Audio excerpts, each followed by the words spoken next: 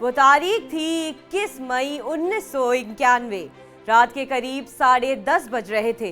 तत्कालीन प्रधानमंत्री राजीव गांधी तमिलनाडु में थे। उस समय उनके सम्मान में एक गीत गाया जा रहा था जिसका मतलब था राजीव का जीवन हमारा जीवन है। अगर वो जीवन इंदिरा गांधी के बेटे को समर्पित नहीं तो वो किस काम का। तभी एक नाटे कद की सांवले रंग की लड़की हाथों में चंदन का एक हार लिए राजीव गांधी की तरफ बढ़ी, पैर छूने और नीचे झुकी और उसके झुकते ही एक बड़ा धमाका हुआ। नमस्कार, मैं हूं दिव्या कोचर। ये कहानी है आज से 31 साल पहले की, जब देश के तत्कालीन प्रधानमंत्री राजीव गांधी की हत्या की गई थी। श्री पेरम्बदूर में हुए उस धमाके की गूंज दूर तक गई थी। धमाका इतना भयानक था कि जूते घड़ी की मदद से ही राजीव गांधी के शव की पहचान हो पाई। इस धमाके में राजीव गांधी और मानव बम धनु समेत करीब 18 लोगों की जान गई थी। हालांकि कुछ रिपोर्ट्स में ये आंकड़ा 20 के पार है। राजीव गांधी की हत्या की साजिश रची थी। उग्रवादी गुट लिट्टे ने मानव बम धनु इस साजिश का हिस्सा थी और इसमें लिट्टे के प्रमुख यानी प्रभाकरण समेत कई लोगों का हाथ था। इस केस में 7 लोगों को दोषी करार दिया गया था, लेकिन आज सुप्रीम कोर्ट ने उनमें से 6 दोषियों की रिहाई का आदेश जारी किया, जबकि एक दोषी पेरालेवन की रिहाई का आदेश 28 मई को ही दिया जा चुका है।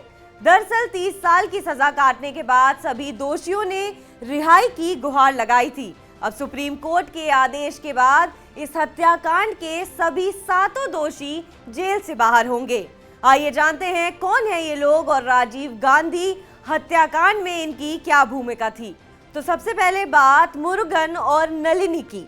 श्रीलंका के जाफना से पहुंचा मुरुगन तब लिट्टे ग्रुप का मेन ट्रेनर था। ये बम बनाने में भी एक्सपर्ट था। मुरुगन की शादी नलिनी श्रीहरन से हुई थी, जो इस षड्यंत्र में शामिल थी।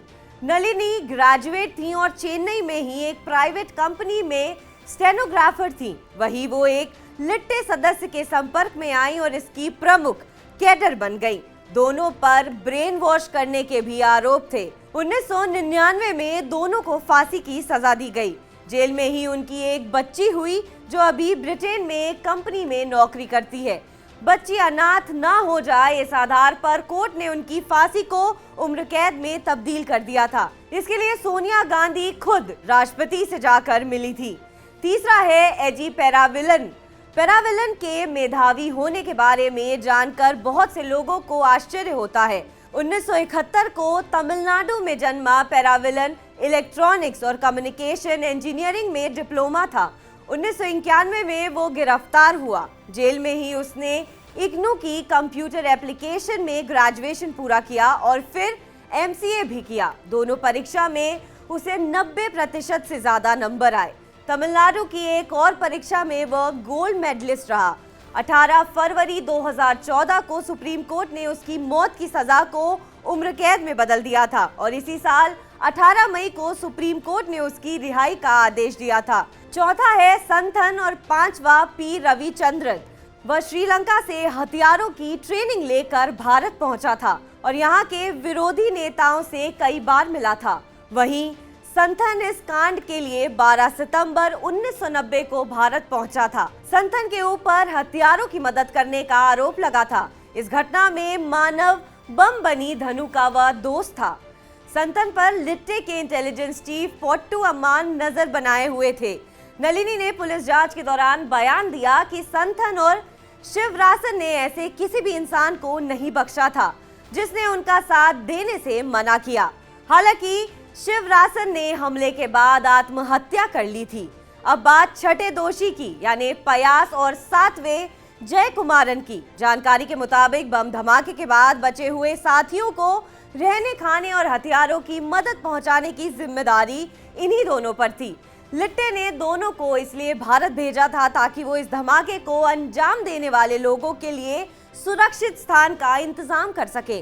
केस के ट्रायल के दौरान पयास को मौत की सजा हुई थी, लेकिन साजिश में सीधे तौर पर शामिल न होने की वजह से सुप्रीम कोर्ट ने फांसी की सजा खारिज कर दी थी। फयाज से ही जय कुमारन की बहन की शादी हुई थी। 18 मई को सुप्रीम कोर्ट ने दोषी पैराविलन को रिहाई का आदेश दिया था, क्योंकि उन्होंने 30 साल से ज्यादा वक्त जेल में गुजारा था। इसी आदेश का हवाला देते हुए बाकी दोषियों ने भी रिहाई की गुहार लगाई और सुप्रीम कोर्ट ने पूर्व प्रधानमंत्री राजीव गांधी की हत्या के दोषी नलिनी और पी रविचंद्रन समेत 6 दोषियों की रिहाई का आदेश दिया। बहरहाल आपको हमारी खबर कैसी लगी कमेंट सेक्शन पर जरूर बताएं।